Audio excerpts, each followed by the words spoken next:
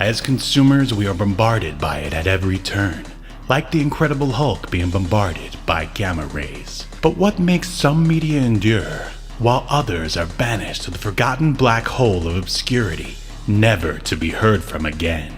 Who or what decides this? Hetero life mates Steve and Yahel want to know, and they want to know now. This is Obscurity Now. And what's up, everybody? Welcome to another episode of Obscurity Now, the show that takes a look at weird and almost forgotten pieces of media. Then we decide if it should be remembered for all of human history or tossed into the black hole of obscurity. My name is Steve, and I am one of the hosts, and with me is a guy who jogged in slow motion to get here today. It's Yahel. That's right. I put on a flowing shirt, white shirt, a blouse, and I walked through a cemetery as superimposed skulls passed over me. But I'm very excited to cover this, Steve, because I know that after tonight, nights will never be the same. Oh, man, again. What a great tagline. Oh, my gosh. And let me just start out by saying, in order to truly, maybe not truly appreciate this episode, but what I think would help a lot is if you went back and watched a few episodes of Garth Marenghi's Dark Place, and maybe even watched our episode on Garth Marenghi's Dark Place. Yes, because this is the essence of what Garth Marenghi's Dark Place is, only on purpose.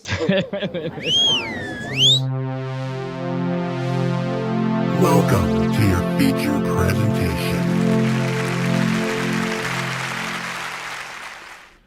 All right, and here we are. Wow. So did you think you would ever be talking about Baywatch Nights in 2022? 2022, 23, any year, Steve, pick it. And yeah, no, I definitely was not expecting it. How about you, Steve? Oh man, I've never seen an episode, always heard of it. In fact, I don't know why it sticks out in my mind, but do you remember that movie, The Long Kiss Goodnight, with Gina Davis?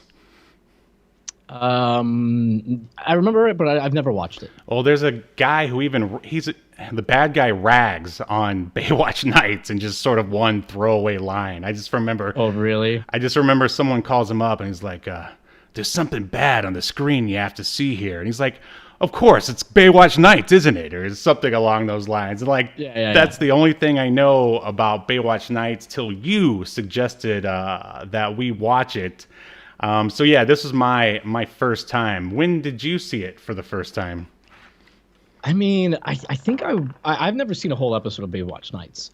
I think I remember like maybe catching a clip or two at night, or maybe like a little bit, but when it was on TV. But I was 16 when the show was on the air, 15 and 16. So right, and I just assumed that it was, I don't know, it just sounded kind of dumb, like Baywatch, but it's at night, Well, yeah, well, let's. But it's nothing like Baywatch. No. It's nothing like Baywatch the TV show, outside of having some characters from Baywatch in it. Right, and let's talk about Baywatch the TV show. Were you a fan back in the day? I mean, it was on syndication, so it was on quite a bit. So I mean, I watched some episodes, but I never once went out of my way to watch it. You know how TV was back then. Whatever was on. Sure. That's what, yeah. Like sometimes you'd watch it. It's a lazy sort of Saturday afternoon kind of watch because of course everyone talked about this show back in the 90s, and I remember I would try to watch it, especially once I found out that the guy from Knight Rider was on Baywatch. And I would just watch it and be like, all right, I get it, pretty girls, but it's kind of boring. Like, it just never really did it for me. So, yeah, I would never say that I was a fan. At the same time, I didn't really hate it or anything. But as far as Baywatch Nights goes, well, stay tuned. So let's go ahead and dive into the Imdb here.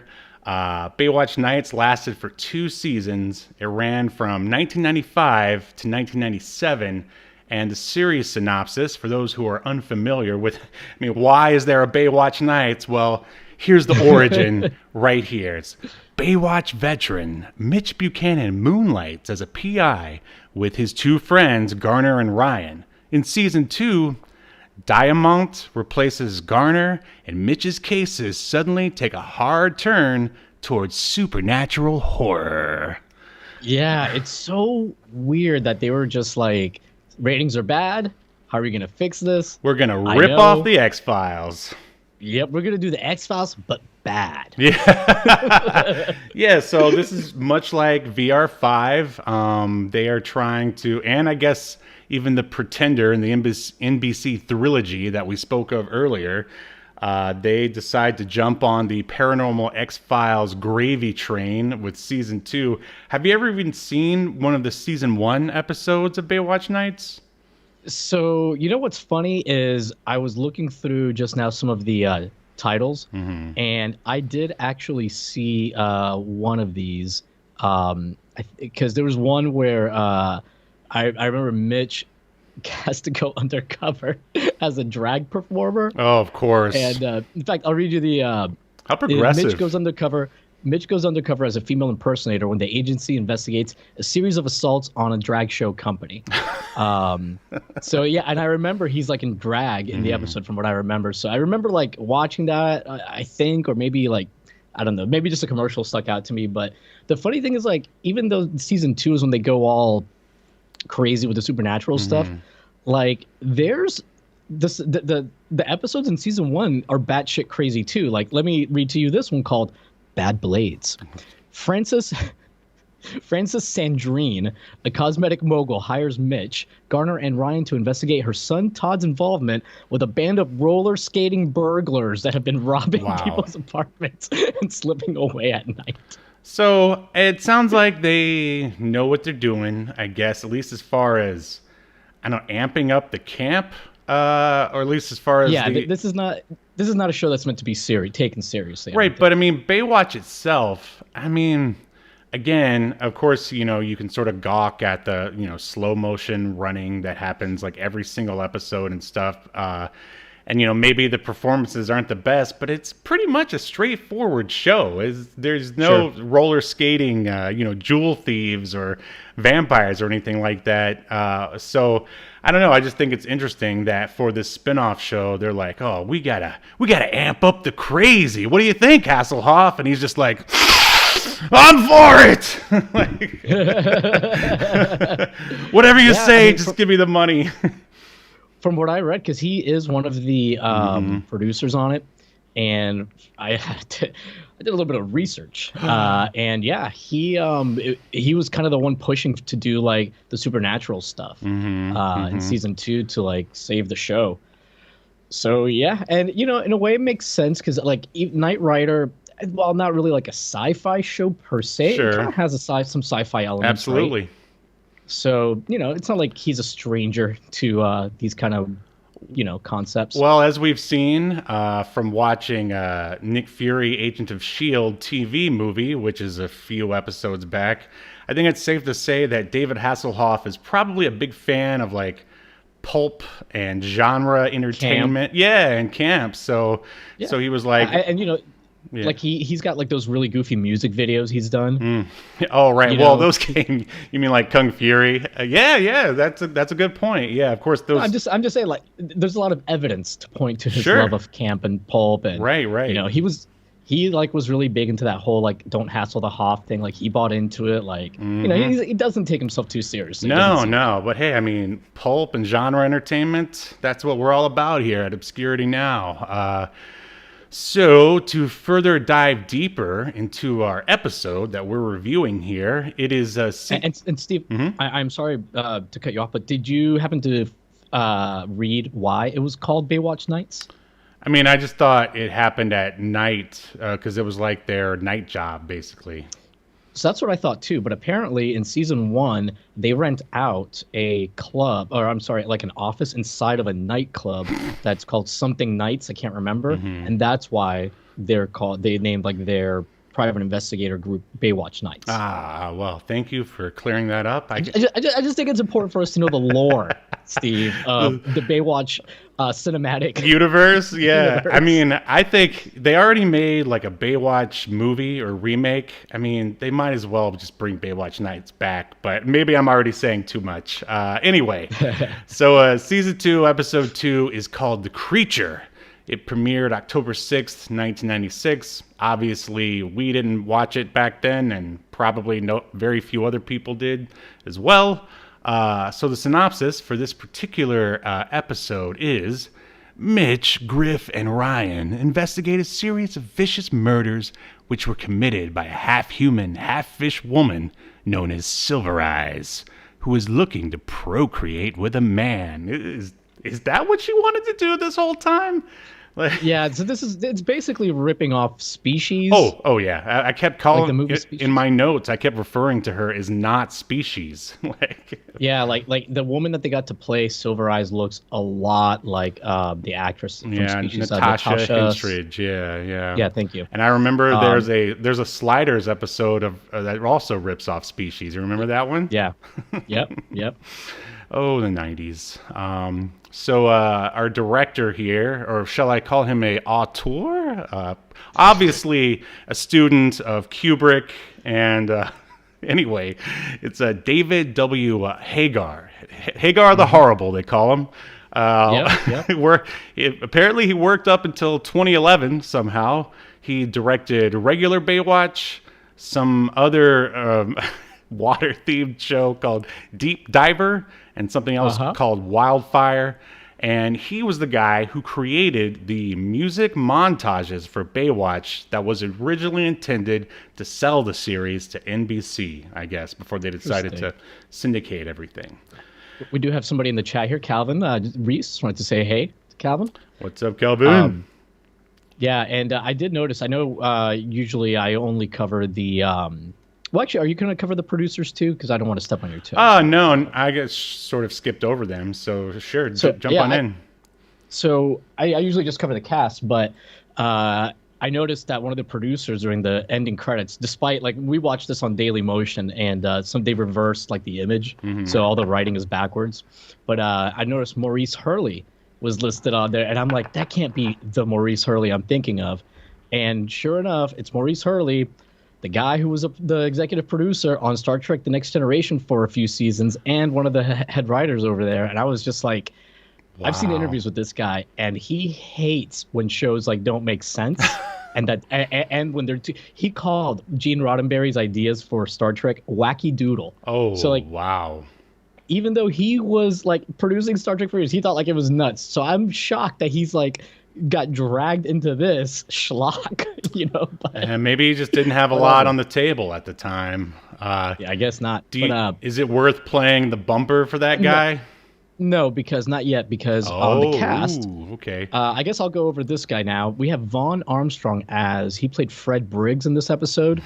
I don't even remember what that character was, but Vaughn Armstrong is a veteran of Star Trek. He was in DS9. He was on a few episodes of Voyager, and probably most well known as Admiral Forrest in Star Trek Enterprise. And now we've reached the end of this week's crew complement of Star Trek. Here we go. Oh no! We've just entered another Star Trek connection. Wow, who'd have thought that there'd be Star Trek people on this show? But I mean, well, unfortunately, there were only 2 people involved with this show that were good enough caliber to be on Star Trek. But let's go over the other jabronis on this cast. Wait, let me get the writers in there real quick. I'm sorry. Yeah, no problem. Yeah, I'm sure they're dying to have their work recognized. Oh, they must be recognized. First off is Michael Burke, who is the writer and creator of Thunder in Paradise. So do we need to have a Thunder in Paradise bumper going on here? Well, like the production company, the people that made, I think we've discussed it, that made Baywatch and created it, they created Thunder in Paradise. Oh, sure. So I mean, it's a lot of the same people, yeah. Pretty obvious, but very incestuous relationships going on the Yeah. Yeah, so Thunder in Paradise, is it canon that it's part of the Baywatch cinematic universe? I think it should be if it's not. It's like Earth 616 or something, or Give me Michael Burke on the horn, and we'll discuss this. Next up, and this is pretty hilarious, he's also the creator and writer of Manimal. You ever hear of Manimal? I have not. I don't think I have. It's like a... Oh, wait, yes, I did hear about it because I watched a Toy Galaxy video on it. Mm-hmm. Yeah, that show's nuts. Yeah, so, I mean, I think it definitely makes sense why this show is also nuts. Yeah, we should cover Manimal. That's the show where the guy can turn into like different animal forms, right? Yeah. And he also wrote Assault on Devil's Island, which is a Hulk Hogan movie we should definitely watch someday. I've watched it. I mean, I remember that was when he was in WCW. I remember that was a TNT movie. Oh yeah, they promoted that quite a bit, and it came on after Nitro, I think, if I remember. He had a great wig for that movie too. Him and his like wigs. long, It's like hair. we've already seen the bald spot, Terry. Just let it happen. Anyway, and of course we have David Hasselhoff here, who I mean, I guess his writing credits, according to IMDb, only include Baywatch Nights. And this other show, which might be worth us taking a look, called Off the Record, which is one of those meta shows where he like plays himself. He moves to England to get a fresh start or something. Nice. Yeah, we might have to take it. And then I wanted to, just because I thought it was it really stuck out to me, I want to talk about the guy who's responsible for the theme to Baywatch Nights. Oh my God, this theme. And that is Mark. The whole intro is amazing. Yeah, it really is. Mark Holden. So take it away with that cast, Yahel. All right, so the rest of the non-Star Trek cast, we've got, of course, David Hasselhoff, who is like a producer, a writer. He probably directed episodes on this. It wouldn't surprise me. We have Angie Harmon. I don't know how she got... Well, actually, this is her first like kind of major role on TV, but Angie Harmon, I probably know her from Law and Order, I think is where most people know her from. Right. I know that she was on that Rizzoli and Isles show that was pretty popular for a while too. Other cast members, we've got Eddie Cabrian.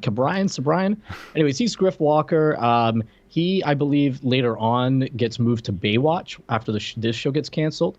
We have Donna D'Erico, who plays Donna Marco.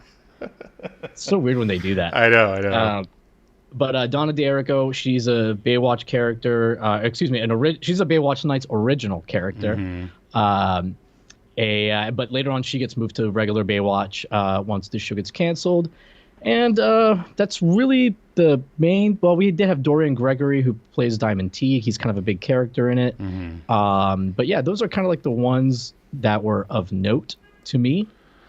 Oh, well, you got to mention who played Silver Eyes. I mean, not that anyone has ever heard I'm sorry. from her. Shelley Leather, who doesn't have a picture on IMDb, despite having quite a few credits to her name. Yeah. She was, I think, what she originally got like famous for was a movie with Richard Grieco, Born to Run. I've always wanted to see that.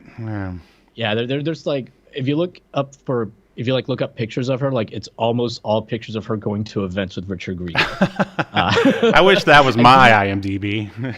And he looks like a fucking mess in every picture. Like he's just wearing like in one of the pictures, Steve, he's wearing like a suit, but it's like a suit made of silk or something. Man. And under it, he's just got like a wife beater, and he's got it like all buttoned, and his hair is, I don't even know how to describe it. It's like if Sideshow Bob had straight hair. Oh my God. Well, we should definitely look into some more Richard Grieco content in the future. Yeah, well, hey, I do want to cover that show Marker he had on UPN. Yeah, I watched it. I'll admit it.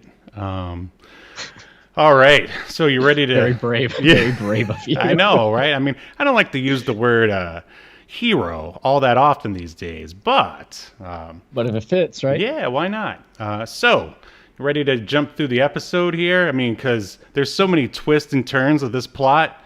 I mean, if we don't get started now, we could be talking about it for hours. Yeah. Well, I think the last 20 minutes will only take like a minute to break down. Yeah. Well, yeah, I was very sarcastic. Okay. Here, Oh, okay. Here we go. All right. So we've got opening title pops up, and then the opening title is a man in silhouette walking in shadow as the Baywatch Night logo appears like a spooky ghost from a fifth grader's Halloween party.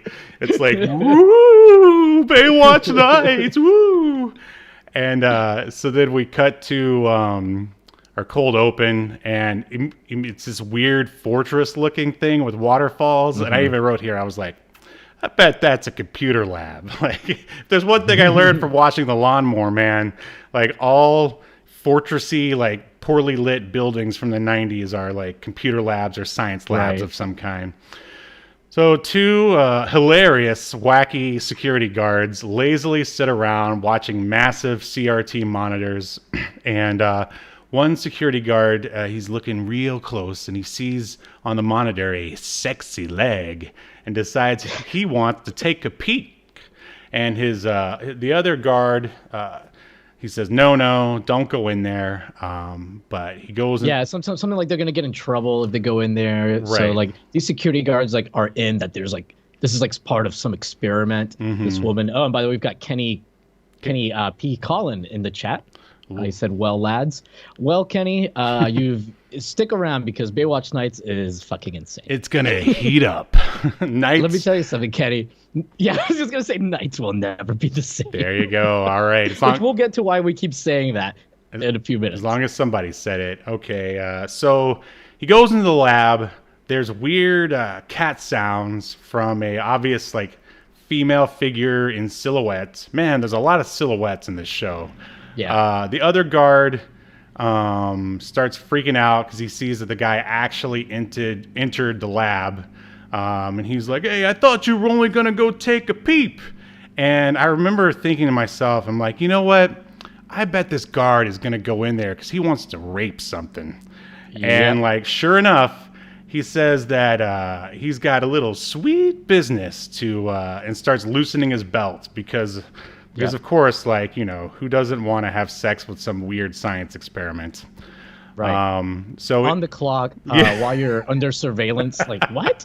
It was the 90s. I mean, you could trust those security guards. It was everything else you couldn't trust. Apparently. Yeah. So he opens the door with his key card, and suddenly he's strangled from off frame by what is referred to as the creation. And the other guard then goes to investigate. And I love it. He was just like, hey, you okay? And then bam, he starts getting attacked too, again, from off frame. Like, you don't get to see anything. And then... no, we do see her. We do see her face when she goes to attack the second security guard. Did they show her face? Maybe briefly. I mean, I meant as far as it's very brief. And then like they do like a thing where she kind of like lunges forward towards the camera. Like it lasts like maybe half a second. Right. I meant as far as the actual attack. We didn't get to see any of that. Oh, yeah. The attack. Yeah, there's only really like one attack from her. She attacks a lot of people, but we really somehow only see one of them. It's very well. That would take weird. Planning and choreography, and they just don't have time for that on Baywatch Nights. And the weirdest thing to me about this, so they call her, she's supposed to be like half fish, half human or whatever. Mm-hmm. But when we see her body, her silhouette and her body, like she's just got like a regular human body. Right. And why is she making cat noises? Thank you. Literally what I was just about to say. Like when she attacked, it's like, rawr, rawr, rawr. It's like, come on. The guys at the SFX, like post-production, they just didn't have any... I don't know, scary, like fish monster noises. So like, just throw a leopard in there or something. Well, I mean, I guess like what scary fish sound is there? Like, have you heard a lot from a lot of aggressive groupers or something, Steve? Just dolphins, I guess. You mix a little dolphin. They could have mixed in some dolphin into the cat noise and make something a little new. But again, they just don't have time for that because they have to film people wandering around and stuff. Yeah, and the only other thing that since while we're talking about the creature and the creature's appearance, we might as well just cover it. Mm-hmm.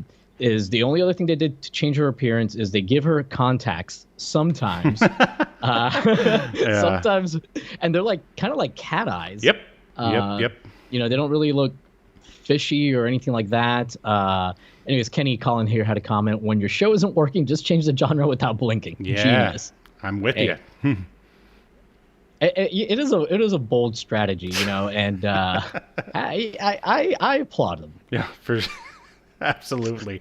Well, I think it's more in the hey, what can we rip off that's really popular? Because if it hadn't been the X-Files at the time, it could have been something else. But a little bit of both. Yeah. Okay. Anyways, so yeah, I think we go to credits after the attack here, right? Yeah. Well, let's see. The woman attacks him. Cut to Mich exits his lifeguard duties for the day. Thank God there was a giant sign that said "lifeguard" to remind us what Mitch's day job was. And he's like taking home like the lifeboat, the little like red saving thing. Like, why is he taking that home? Is he gonna do some work on it at home? Someone might fall into his pool or something, and he has to save them. I guess so. Yeah. So a man in a nice car pulls up. That man ends up being Teague. Like, they don't say his name right off the bat. And for someone like me, this is my very first episode, so I don't know a lot of people's names. He says, "Get in. We need you." And now we're back at the lab. There's dead bodies of the one rapey guard is on the ground. And they say that the other guard is in critical condition at the hospital. You think there's police people there investigating, but it's actually just other security guards, I guess. It's not really explained. Right. Well, it's explained because the guy who picked up Teague, who picked up Mich, says they can't go to the police till they find out what they're up against. Which like I mean, they explain why they don't involve the police. Well, yeah, sure. But why are there a bunch of security guards there who don't have any background in CSI or in any of investigative tactics? Yeah. And you know, Kenny in the chat brings up something that I was also going to touch on. He said Mich works a 36-hour every day and night. And I was just thinking the same thing. Like, he literally gets off work, immediately starts his private investigator job or whatever. Mm-hmm. And when the episode ends, it's the morning of the next day. Yep. He has not gone to sleep. Just David Hasselhoff or Mich, he just does so much cocaine, it doesn't matter. He doesn't need to sleep anymore. Yeah, I guess so. Anyway, sorry, Steve, continue. Oh, no. This is why we're here, for the banter. So the guy who picked up Mich says they can't go to police till they find out what they're up against. They keep talking about Dr. Lloyd, who ran the lab, which is weird because it's a character we never get to meet or see pictures of or anything. It's just someone they talk about a lot. Yeah. Then lady who is Angie Harmon. I forgot what's her character name again. She is Ryan. Yes, that's Ryan it. McBride. Ryan finds some slime and asks if Dr. Lloyd was messing around with DNA. And she jumps to some staggering jumps of conclusion. Yeah. I actually kept referring to her as not Scully. She says the creation, or whatever it is mutating. She's done zero analysis on this, by the way. She just picked up what looked like, have you ever had carpaccio? Like that really thinly sliced raw meat? Yeah. That's what it looked like a really small piece of that. She just puts in a Ziploc bag, and she, from all this, determines that it's mutating. Right. Yeah, she is. She's just so smart that she's like Scully mixed with Sherlock Holmes. That's all you need. Right? But she also, in the same scene, said that it would take her some time to analyze it and like determine what it is. Well, if you guys enjoy Ryan or Dr. Ryan or whatever, like, I hope you like looking at her in a lab because she pretty much never leaves it for the whole episode.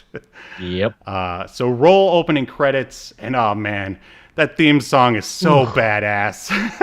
This is like, in all honesty, this is like one. I actually rewound it and watched the opening credits three times. So good! Oh my god, it's so good! Fucking incredible. Yeah. And I believe I read, I may be wrong here, but I believe I read that in the first season, it's a different theme song that has lyrics.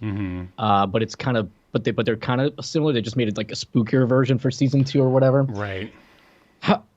But the song is, how would you describe it? Like horror saxophone? Yeah, core? it's creepy. Like, yes, it's almost veers into sort of like 80s synthwave territory, but it's the 90s, so they're still trying to be hip and cool. It's kind of like a R&B, almost synthwave kind of mix. And they're still trying to keep it Baywatchy. Right. So you got like that saxophone in there. I don't know. I sent this episode to somebody that I knew enjoys like this kind of stuff, and I was just like, I don't know how to describe the opening credits music. Like it's all these like different things, and somehow they made it work. Yeah, and the best part is that you have that music. And then you have just David Hasselhoff constantly walking towards the camera in silhouette, as like slow motion in a graveyard, I think. Even yeah. It's supposed to. Yeah, they're definitely. So they never show any of the cemetery, the headstones or whatever, but they're definitely cemetery gates that he keeps walking past. Right. It's like it's all like steamy and foggy. it's like, why was he even in that graveyard to begin with?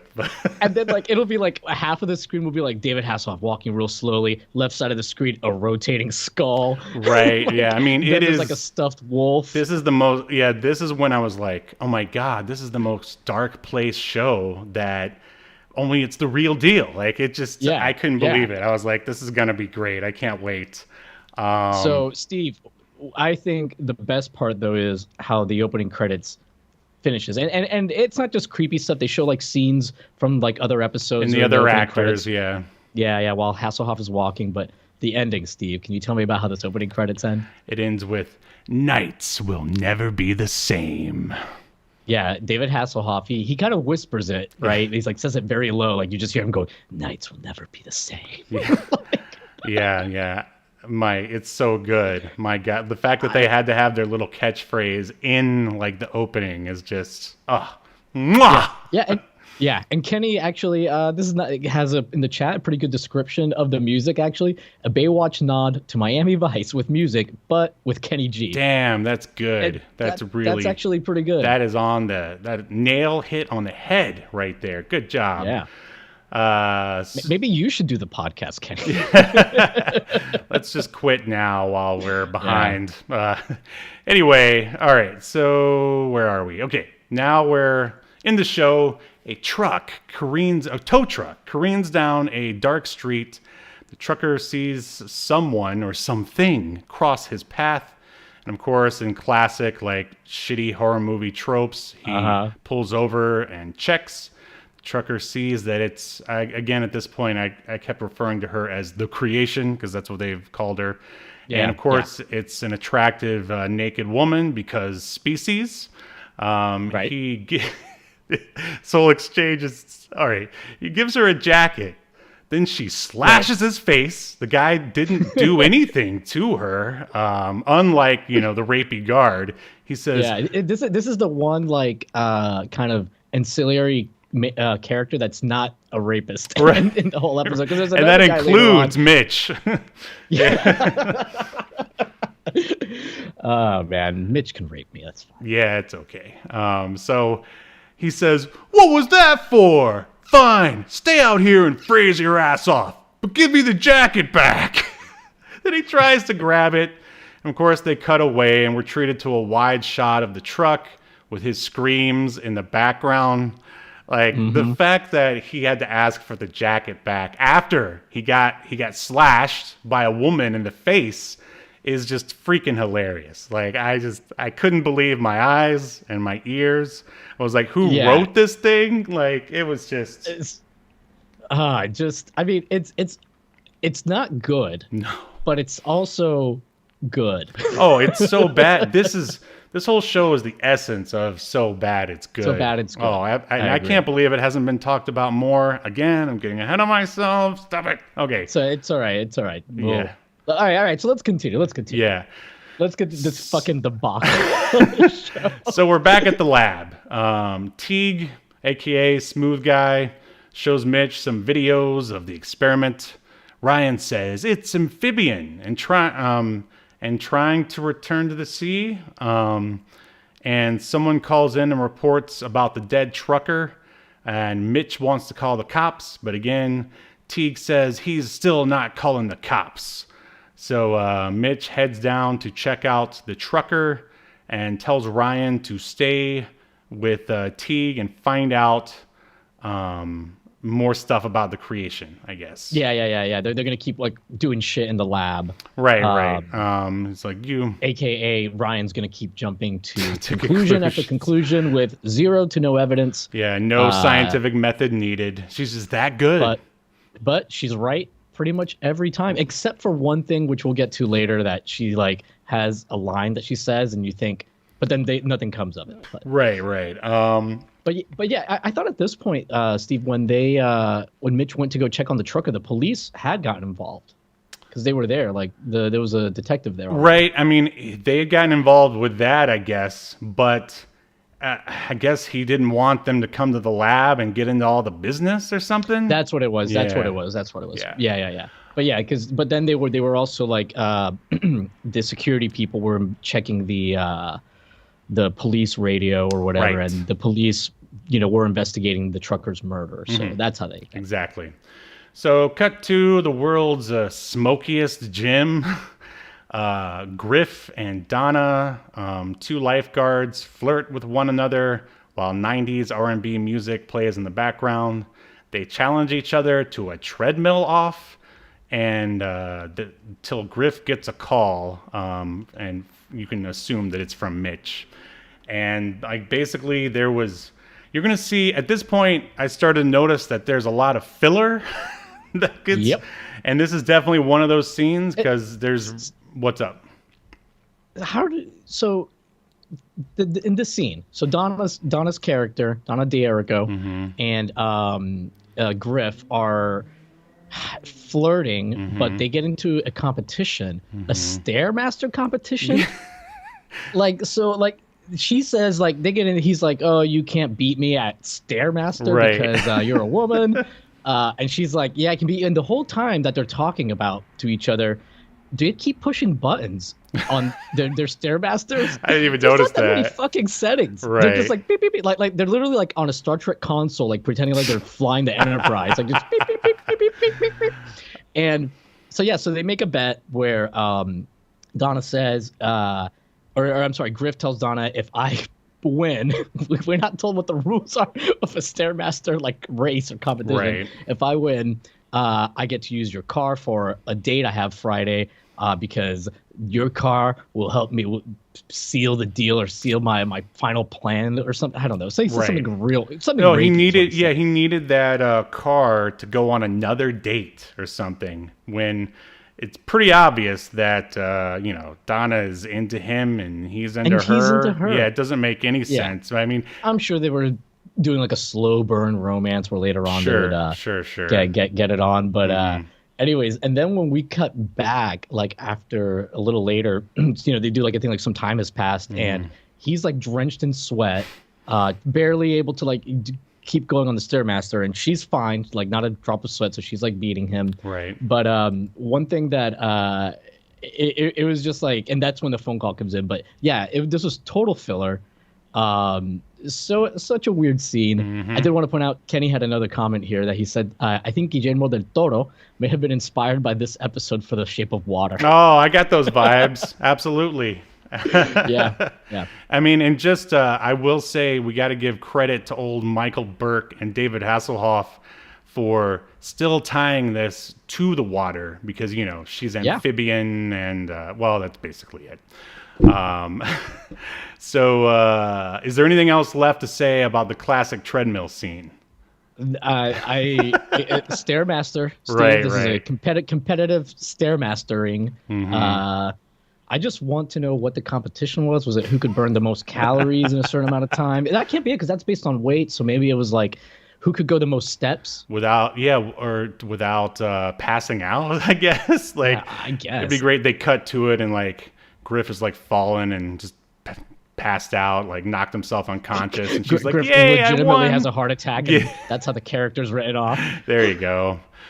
So cut to a raging 90s party. We've got some more weird sort of like R&B, like electro funk music going on. in this bar / club that looks like the Roundhouse set. Oh my God. After hours. Nickelodeon, Snick, Roundhouse. Wow.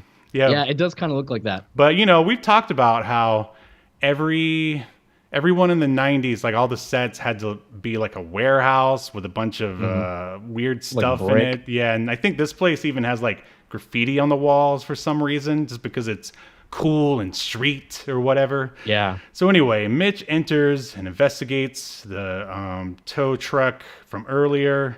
There's a cop guy on the scene. I shouldn't say he doesn't enter the party. I mean, this is outside. He investigates the tow truck from earlier. There's a cop guy on the scene. He's sort of significant. I didn't get his name at this point. Sexy reptile girl is in the bar, Silver Eyes, wearing the tow truck driver's shirt. Wow. Like the way she was rocking that shirt, I just... How did she get into this club? Did they not ask for ID? I guess there was no cover. They were just like, you're attractive. Get in. So Mich gives Griff a gun because they know that Not Species is lurking around. Yeah. Well, we should point out too that at this point, Mich and Griff, really nobody knows that it's a female or a woman, whatever. Like nobody knows what the creature looks like or is or whatever. Even though there was security footage, they should know.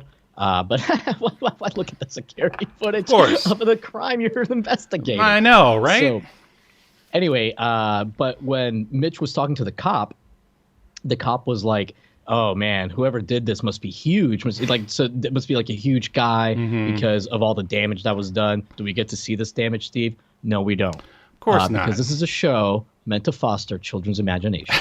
So you gotta use your imagination. Well, it's the Hitchcock style. He never really used a lot of blood. He knew that the human mind is would imagine something way worse than what they could actually make out of corn syrup and red food dye.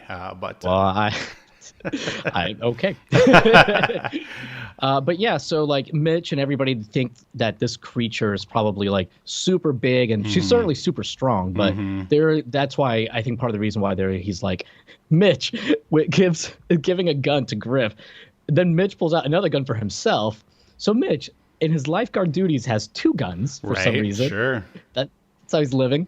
But even better than that, he tells Griff, "Hey, don't use this unless I tell you to." And Griff is like, "Well, what if you're not around or you don't tell me in time that I need to use it, like if my life was in danger?" And he's like, and Mich just stares at him, and then Griff says, "Okay, I won't use it. I guess I'll just die." Like, what? Yeah. The dialogue, the interaction between the characters, it's all perfectly horrible. Maybe this is some kind of meta commentary where David Hasselhoff is really the god of this universe and gets to decide which characters live and die, Steve. I could say that this is all, an extension of his ego, just like one Garth Marenghi. So yeah. So I wrote down that this is the most 90s party ever. Now we're back in the lab where Teague says he's just a guy doing a job. He tells Ryan that he's just a guy. He's not, shady or anything and the like. Ryan says that she found something using the power of staring at... now we're back in the club. And then Mitch just sort of goes out on the dance floor and just sort of awkwardly stares at everyone dancing and, doing their thing. If it was anyone else other than David Hasselhoff, they would have been arrested immediately. Right. And the weird thing is during this whole club scene, we do get occasionally they'll show the Silver Eyes lady in the club looking around kind of confused. Right. I guess is what she's looks like. And but yeah, they do keep showing her. I think the idea is that he sees her and thinks something is up, but isn't quite sure, because at this point he still doesn't know that it's a woman. But I think this is one, again, I guess filler scene part 2. Because he's standing there staring for a long, long time. Yeah. This goes on. This is what, if I have one criticism I would have of the show, is that this happens a lot, where there's just scenes that go on a little too long. Yeah. And, I mean, he did say before he started, like, staring at everybody, like, he told Griff, because, they don't know what to look for. He's like, well, just look for something someone that's out of place. Right. Right. Yeah. And that's why he starts staring at her, because she's wearing, like, this, like, oversized man's, like, tow truck, like, kind of work shirt thing. Well, I just assumed it went with their trucker hat, which that actually wasn't a thing until the 2000s. I'm sorry, trying to make a fashion joke here. I failed. Well, Kenny here has a possible theory for for season 2. He said in the comments, "What if season 2 is Mitch suffering from a form of nitrogen dioxide poisoning from deep sea diving in season 1?"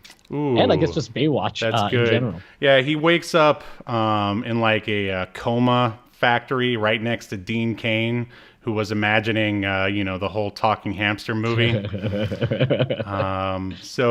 Anyway, a douchebag tries to talk to Silver Eyes, and so Mitch gets distracted by something. So douchebag and Silver Eyes, they go back to like just the creepiest, rapiest back room you could possibly imagine. Yeah. Ryan calls and says that the creation looks female, and I love it, and this is so nice. And Mitch says, "A woman? No woman has that strength." It's like, right. And this is like there's like 3 or 4 times where they make comments like that about women or whatever, which it's weird when you have I get having the bad guys do that, or a guy that maybe supposed to be kind of unlikable, but why would you have your hero? Well, his ex-wife snuffed out all his money, yeah, and then Ryan kind of agrees with him, because she's like, "I didn't say she was a woman, I said a female." Yeah, so they tried to rock it back a little bit. She was like, "Oh, it looks female," is what she said. So don't worry, everybody. David Hasselhoff is not a chauvinist. That's what they're saying here in this scene. Douchebag ushers not species out of the bar. Mitch and Griff follow. Douchebag and Silver Eyes enter the dark room. Mitch asks douchebag's friend where she went. Friend says, "Why should I tell you?" And Mitch says because he just got back from the clinic and wants to tell douchebag that she's still infectious. Right. What do you make of all this? There's so much to unpack here. It is late at night. What clinic was he at that was open at 11 o'clock at night? I don't know, but he just got back from there. Right. I don't just weird weird choices by the writers. So but I do think that this scene is supposed to be played up for like kind of laughs. Oh yeah, it's like a sort of action movie kind of thing. Absolutely, and we're all supposed to go, ha ha, venereal disease. That's hilarious. Oh man. At least his friend was like, "Oh, let me go help my friend." His reaction to that was so good. At first, he was like, "Okay, yeah, let's go find him." Yeah, that guy did a good job. He earned his like day pay that day. So Mitch and Griff close in. I swear I must have written that like 6 times. Douchebag tries to kiss Silver Eyes. She rips his shirt. And he says, with no emotion, the douchebag guy is not a good actor. He goes, "Damn you." No. He goes, "Damn you. I've played red light, green light with some chicks in my day, but girl, you waited too long to say green light." Have you ever delivered? To say red light, sir. Oh, I thought he's just because he's waiting for her to say green light so he can, No. He said because red light would be her telling him to stop. All right. So I wrote it down. Anyways, this red light, green light thing is so fucking dumb. Oh, you've never said that to a woman before, Yahel? No, because I've never just been in a situation where I rape someone. No, it's not rape. You just take him to a rapey room and then deliver the line. Oh, okay. And then you just as long as you describe it in traffic terms, you're legally fine. I mean, wasn't there morally and legally fine? Wasn't there a back room like that at Peabody's? I mean, I could have sworn you told me once. No, there's not. I'm just kidding. All right. Anyway, not get me canceled, Steve. No, if anyone's gonna get canceled, it's me. Anyway, so she kills douchebag, who definitely deserved to be killed, and somehow somehow. Oh, and then all right. So to escape, all right, because she hears Mich and some other people at the door. In order to escape, she sees on the wall, it's clearly marked. It says fuse box. So this fish woman, who's never been in, outside of the lab, we can assume, or at least outside of the sea to wander around, who probably doesn't even have the ability to read, yet somehow knew and was able to read fuse box and able to disable it. Yeah, and she's been like learning how to speak slowly throughout the thing, like learning from hearing other people speak. Right. So, okay, fine. Like she's some kind of mutant creature. I'm willing to go with it. It's Baywatch Nights, baby. Nights will never be the same, I get it. But the fuse box thing like kind of threw me off too, like that she knew to like attack the fuse box to make the lights go out in the club. Sure. So Mich is still like wandering around in the dark.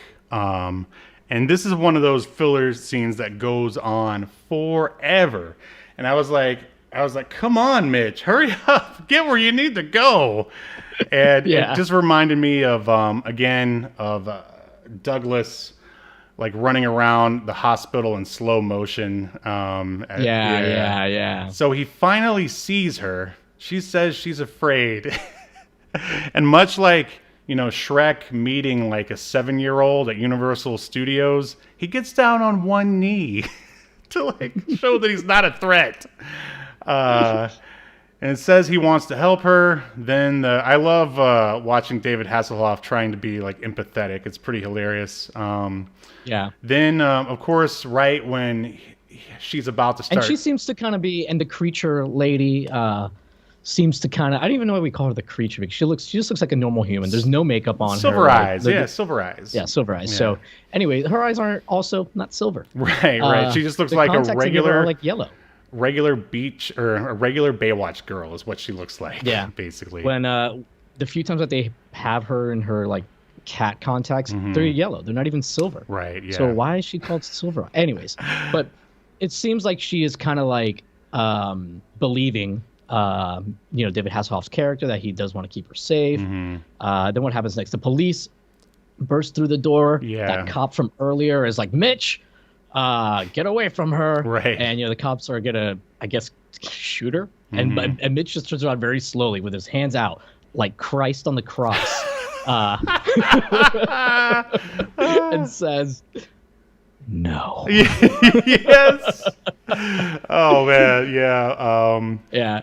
And then she ends up just like making a cat sound and like flies through the air and out a window. Shoulder tackles Mich to the ground. Oh, yes. And then, flies through a window, more or less. And it is hilarious. I encourage everyone to go watch this, or at least just listening to the open theme. Yeah, you guys have got to see the opening theme. In fact, I think I might have seen just the opening theme online earlier, so I'll try to find that and put it in the chat for the fine folks watching this. So we cut to the bar. Teague says that the SWAT team is after her now because she's dangerous. Mich says, no, she's just confused.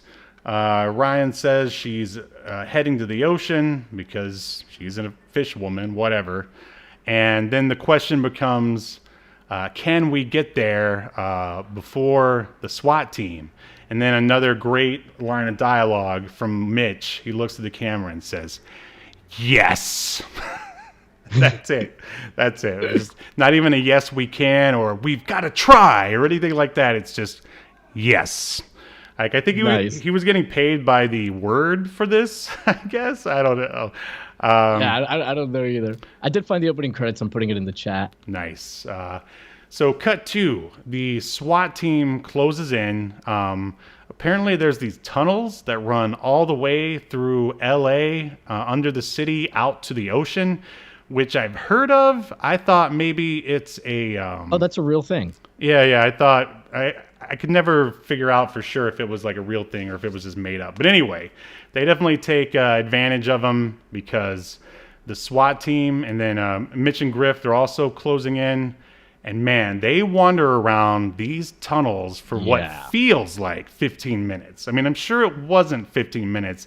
No, dude, I mean, this was almost like I think like 12, 13 minutes or so of them wandering around the tunnels, and there's really not anything that happens here to move the plot forward. you Right, know. right. We're just waiting for them to find Silver Eyes, basically. Right.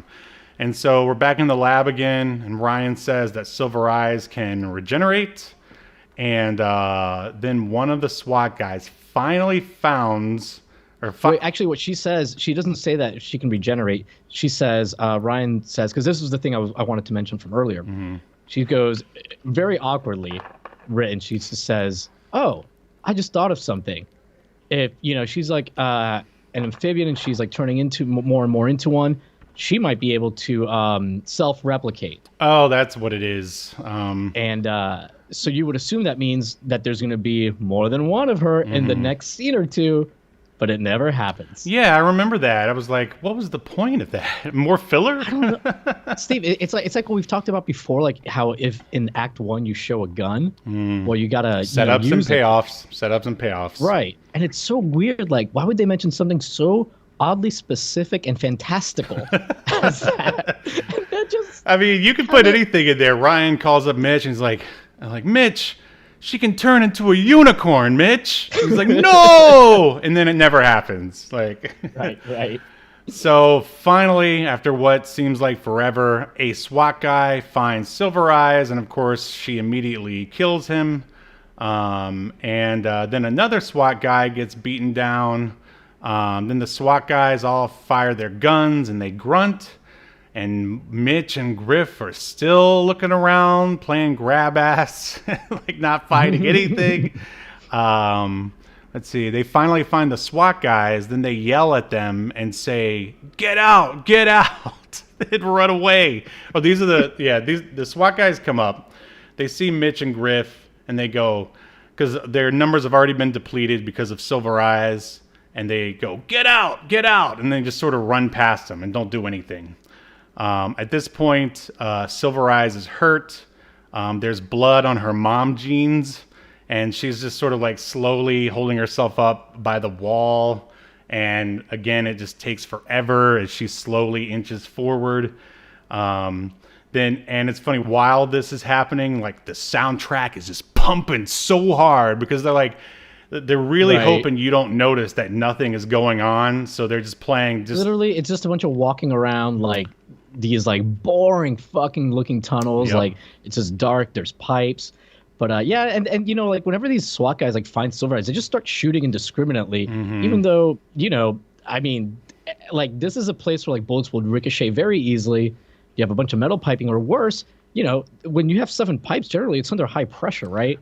So you don't want to like burst anything. So it's just really weird. Well, it only gets weirder. Okay, so the cops swarm the area. Silver Eyes slumps down on the ground, and I guess we're supposed to feel bad for her, even though she like killed a bunch of dudes. Now Mitch and Griff are running on the beach, and they run back into the pipes or the caves, whatever you want to call them. She's sitting on the ground, looking confused, and Mitch shows up and does his trust me routine. He picks her up. The SWAT guys show up again. Yeah, and she's been shot at this point. I don't know if we mentioned Oh, that. I mentioned it. Like She's got blood on her mom jeans.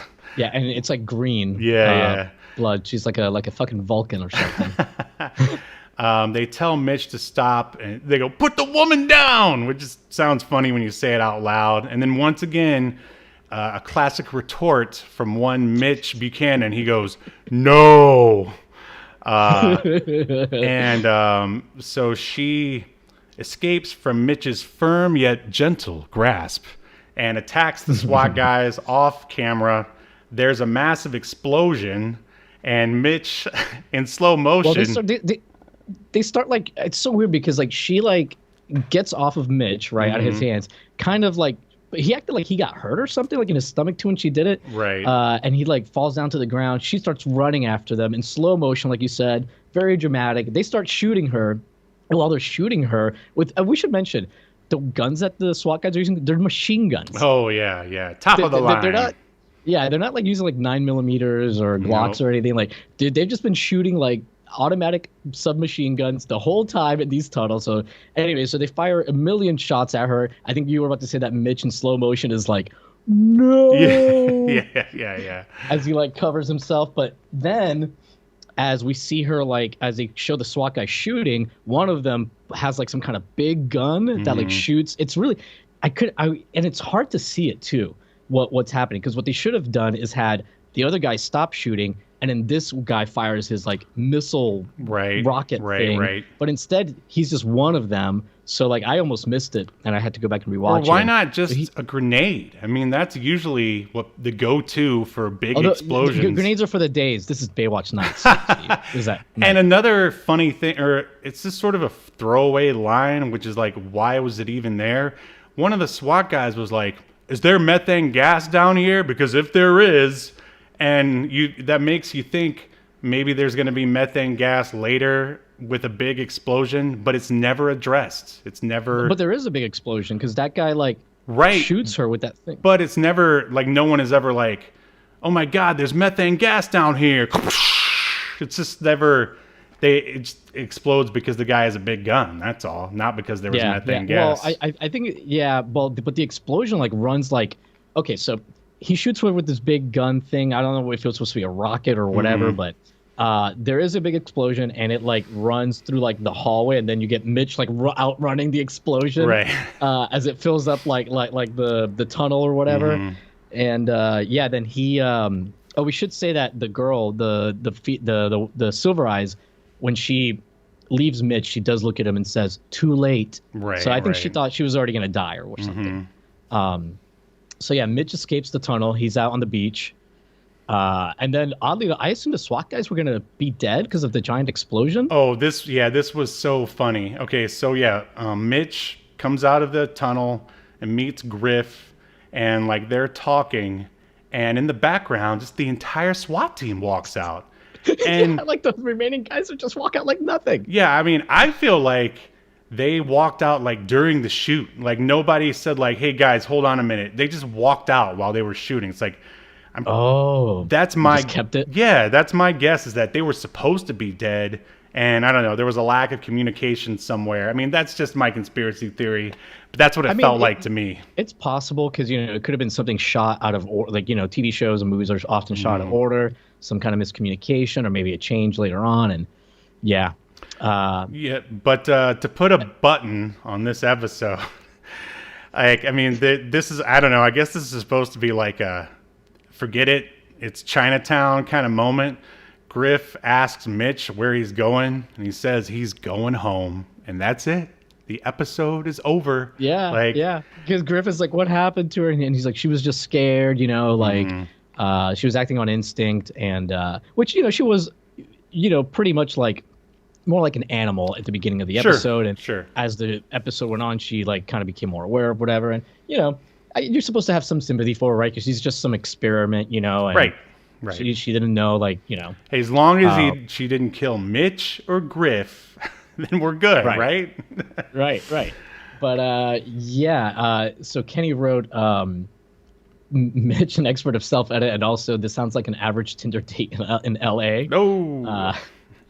But he also had a little tidbit about one of the actors that I want to get to after we're done recapping. But yeah, then like this is such a weird conversation with Griff and Mich. Like Mich is like all like brokenhearted about this, and then Griff is like, "What are you doing?" He goes, "I'm gonna go home," and like Mich limps away after he says, "I'm going home," and that's how it ends. Roll to credits. Yeah, it would have been funnier, or I guess at least in terms of like so bad it's good, if he was just like, "I'm gonna get some sleep," or like.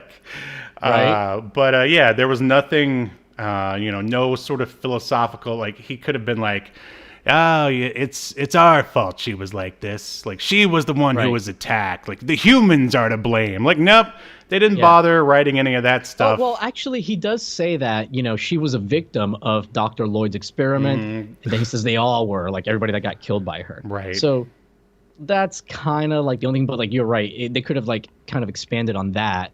a little bit more and be like, this is what happens when you try to play God, or there's something like it was almost as if Yahel that they had no theme at all for the episode, and they were just trying to rip off Species. Are you telling me somebody walked into the writer's room and was like, "Hey, have you guys seen the Species movie?" And and one of the dudes also worked for Sliders, and he's like, "Oh no, I don't know what you're talking about." And he's like writing it down. So yeah, that wraps up the episode. I do want to touch on this tidbit of this factoid that Kenny P. Collins shared in the chat about Donna D'Errico. You know Donna D'Errico. She plays Donna. Anyways, she traveled to Turkey in 2011 to climb Mount Ararat after training, in quotes, in search of the biblical Noah's Ark. Oh, wow. Then he also said, spoiler, she didn't find it. Imagine that. And it ended in a fall and returned to the U.S. due to injuries in 2012. It just wasn't God's way. She should have brought Mich. Yeah, now that's something to believe in. Yeah. Christianity will never be the same again. Oh, that's good. Here, let me run this. Underrated. That's the question. All right. Wow. What an adventure. What a show, Steve. Is it time for us to deliberate on whether or not what we think? It is, even though I'm sure it's pretty obvious to anyone who's stuck around through this episode what the answer is going to be. Yeah. But I will go ahead and officially ask the question. You got to stick to the rules, Yahel. You got to stick to the rules. You can't be playing God with the rules. So, Lifeguard Velasquez, do you think that Baywatch Nights should be remembered for a little while longer, or tossed into the black ocean of obscurity to be washed away with the sands of time? Wow. Yeah, keep the show. I thought it was fun. I would actually wouldn't mind if we cover another episode in the future, because I'll before we sign off, I'll read off some of the other, not right now, but I'll read off some of the short descriptions of some of the other episodes, and they all sound nuts, just nuts. But what about you, Steve? What's your answer to the ultimate question? Oh man, I agree 100%. This is the essence of so bad it's good. I mean, usually this kind of stuff sort of only exists, I feel like, in the movie world. You got your Rooms, your Samurai Cops, and your Miami Connections, but buried deep underneath the TV shows of the 90s is Baywatch Nights, and I highly recommend anyone who is a fan of camp, like along the side of those movies that I just mentioned, to watch at least one episode. Yeah, I plan to watch the whole series at some point. And same. And I hope that it gets brought back. I'm sure it never will. And even if they did bring it back, they could never capture this kind of magic again. Like, it was just, I don't know, the perfect mix of like cocaine and lack of writing and planning.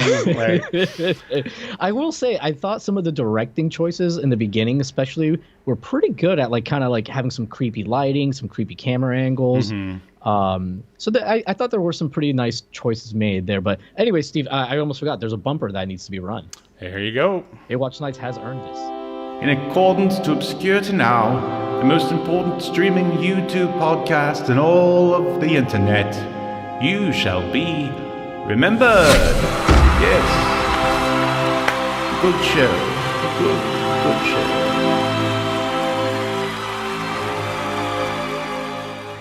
Wow. 2 remembereds in a row. Yeah, amazing.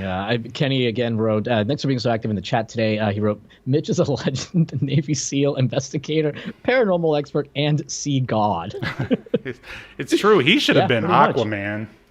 Yeah, pretty much. Oh, that would have been fantastic casting. But like I said, Steve, I did want to touch on a few of these episode titles. Yeah, go for it.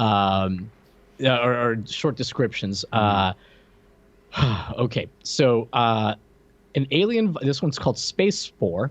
An alien virus strikes a farm, trapping Mich and Ryan in the area. Night Whispers. Mich and Ryan have a run-in with an evil vampire. Circle of Fear. Ryan is targeted by dark spirits. There's one that I can't find now, but basically I can't find the name of it now. Oh wait, here it is. The eighth seal, after saving a young girl from killing herself, Mich soon learns that there's more to her story than meets the eye and becomes involved with the plans of a sea demon. Wow. I got one more. I'm sorry. Oh, no. Hot Winds. This one's called Hot Winds. Already a great title. Mm-hmm. Mich, Ryan, and Teague try to find the source of an insanity-inducing wind. A wind? How did you find a wind? Oh, my. I don't know. I mean, how does it induce insanity? That is awesome. There's one, another one I can't find now, but I remember one of them is like Mich gets possessed by the ghost of a serial killer or something like that. Mm-hmm. So yeah, He got to show off his acting chops for that one. Oh, I'm sure his range. Yeah. But yeah, I mean, and you know, a lot of these like episodes, even from season 1, like are kind of like crazy, like I alluded to earlier with the one where he's like in drag. So yeah, it seems like the whole series, definitely season 2, but even season 1, it seems like there's just a lot of wacky camp. Yeah, and that's what we're all about here on Obscurity Now. Yeah. Oh wait, I'm sorry, Steve. I know I've talked a lot more this episode than usual, but fine, man. I've got one from season 1 that I did want to mention called The Curator, because the name of one of the characters is hilarious. A deranged man named Garth Youngblood takes a fancy to Baywatch lifeguard Carolyn Holden, who is from the Baywatch show, and makes many advances towards her. When Carolyn resists, Garth captures her and locks her in a cage furnished like her apartment. Wow. Does he look like Rob Liefeld by any chance? I think it might be Rob Liefeld. I'm sure he's wearing 501 jeans the whole time. That's a deep cut. That's a deep cut. I wonder who's going to get it. As long as I got it, that's all that matters. Yeah. But well, that's it for the show for the most part. What's going on in the Wrestling with Gaming shared universe? Still working on my couple videos I've been working on, and hopefully we'll be further along in editing them once we meet next week. Nice. How about you, man? So your trailer was publicly released for Escape to Earth, your comic. Yes. Thank you for bringing that up. And in addition to that, the pre-launch Kickstarter page is available for people to check out and go put their email in case you want to follow the campaign. And what is the campaign about, you may ask? All right, I'm going to run the cinematic trailer, and I'm pretty sure it's going to work this time. All right, okay. Here we go. I'm having a weird day. The name's Adam. Where I'm from, I'm known as the Zero Thief. Depending on who you ask, some might say I'm the best thief. But believe it or not, even the best screws up every once in a while, and that's what I did, and I had to make a fast getaway. I ended up crash landing on this bizarre planet. Turns out, I didn't get away fast enough. These winged freaks followed me here. It's just us here, Zero Thief, on this empty backwoods planet. So start talking, either to me or my blade. Okay, I do have something to tell you. It's about the planet. It's not that empty. Come on, man. I thought you were gonna duck. Cut me loose. Behind you. Whoa. Thought I was done for. It was gonna be a light snack for a snarling creature. But then, she showed up, riding on the back of one of those monsters like it was nothing. And with a wave of her hand, the other razor-toothed beast just stomped away. I'd never seen anyone like her before in my life. I thought I'd say something clever. Thanks, have you seen my ship? She gave me a look that said more than words ever could, because I think she was trying to read my mind or something. And from there, things just got even weirder. Escape to Earth. 30 pages of insane dinosaur action that will leave you hungry for more. Issue 1, crowdfunding now. Written and created by Stephen Honeycutt.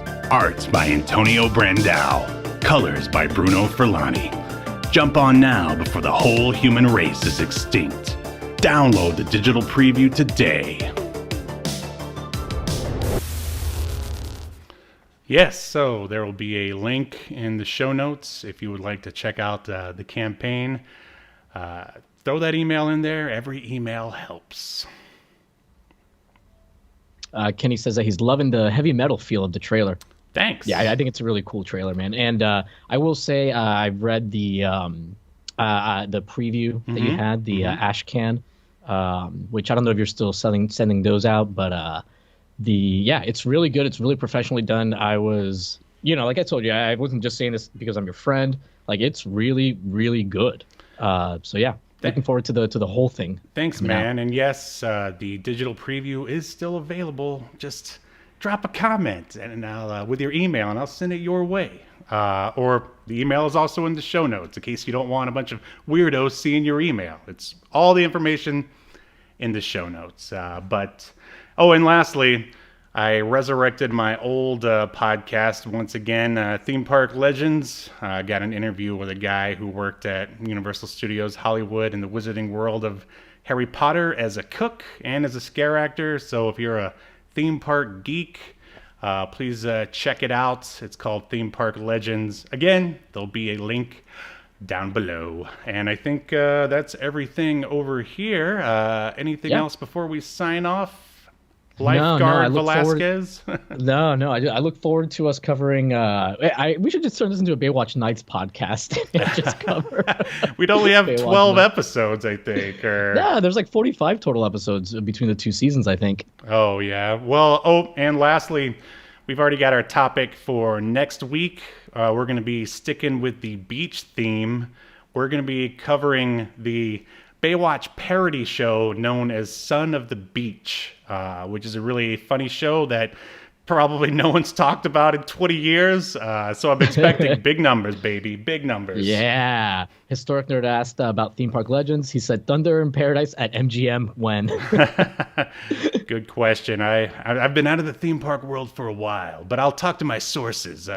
I'll get my friend Mich on the case. Yeah, we were talking off before the show started about maybe doing a little more Thunder in Paradise action on the show in the future, but we'll see. Oh, and that reminds me, I meant to bring this up earlier. Did you ever go to SeaWorld in the 90s and check out the Baywatch ski show that they had?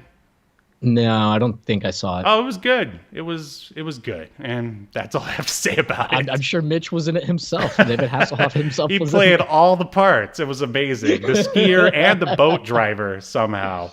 Yeah. Anyway, for those of you who joined the live chat, thanks so much for sticking around and yucking it up with us. And and anyone who downloaded and listened, thanks for sticking around, and we'll see you next week as we continue to discuss even more obscure media on Obscurity Now. See ya! You've been enjoying Obscurity Now, a podcast that's recorded live to tape and streamed to Twitch and YouTube. Subscribe so you never miss an episode or hilarious quip. Take us with you by following the download links provided in the show notes to wherever you get podcasts. And take notice of our various social media links if that's what you're into. I'm not here to judge. And make sure you join us live next week at 6 p.m. Eastern, 3 p.m. Pacific as we continue to discuss more obscure media only on Obscurity Now.